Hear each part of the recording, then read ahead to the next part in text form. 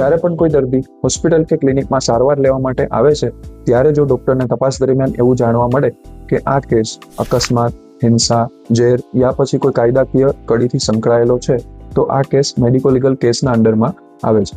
આ કેસ આવ્યા બાદ તરત જ પોલીસને જાણ કરવી જરૂરી. કયા કયા કેસ એમએલસીની અંડરમાં આવે છે?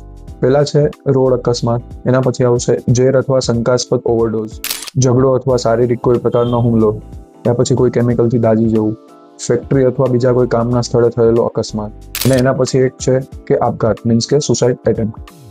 ડોક્ટર અને હોસ્પિટલના કાયદાકીય મહત્વના નિયમોમાંથી એક નિયમ એ પણ છે કે સુપ્રીમ કોર્ટના ચુકાદા મુજબ કોઈ પણ પેશન્ટ ઇમરજન્સી કન્ડિશનમાં આવે છે તો પોલીસની કાર્યવાહી સાઈડમાં મૂકીને સૌ પ્રથમ એમનો જીવ બચાવવા માટે સારવાર ચાલુ કરવી જ પડશે અને કાર્યવાહી પછી પણ થઈ શકે છે. એમનો બીજો કાયદાકીય નિયમ એ પણ છે કે પેશન્ટ કયા સમયે આવેલું, એમની સાથે કોણ આવેલું, એમને કઈ કઈ ઈજા થયેલી અને એમની સારવારમાં તમે કઈ કઈ દવાઓ આપેલી છે એ પણ વિગતવાર ફાઇલમાં લખવું પડે છે.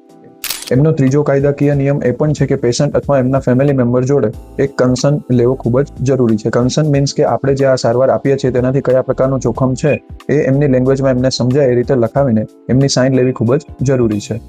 લોકો માટે એક બીજી સામાન્ય માહિતી પણ આપું છું કે પોલીસ કર્મચારીના ખોફથી અથવા એમના લફડામાંથી બચવા માટે અકસ્માત થયેલા દર્દીને લોકો હોસ્પિટલ સુધી ઝડપથી પહોંચાડતા નથી. બટ ગવર્મેન્ટના નવા નિયમ પ્રમાણે તમને કોઈ પણ પોલીસ કર્મચારી કોર્ટમાં હાજર થવા કે ભાઈ કોઈ પ્રકારની વિગત આપવા માટે દબાવ આપી શકશે નહીં. સો અકસ્માત થયેલા દર્દીને ફટાફટ હોસ્પિટલ પર પહોંચાડવું તમારી જવાબદારી છે.